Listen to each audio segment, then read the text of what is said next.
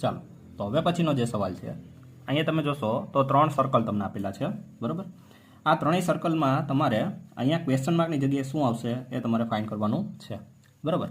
તો અહીંયા આપણે આ 2 સર્કલમાંથી આપણે રિલેશન પહેચાનશું કે આ નંબર વચ્ચે શું સંબંધ છે, અને પછી એ સંબંધ છે આપણે અહીંયા બેસાડવાનો છે. તો અહીંયા શું સંબંધ છે, તો જુઓ 73માંથી આપણે 37 બાદ કરીએ, 73માંથી આપણે 37 બાદ કરીએ તો કેટલા આવશે, તો કે 36 આવશે. કેટલા આવશે? 36. સેમ વસ્તુ અહીંયા 51માંથી 15 બાદ કરીએ, એટલે કે મોટામાંથી નાનો બાદ કરીએ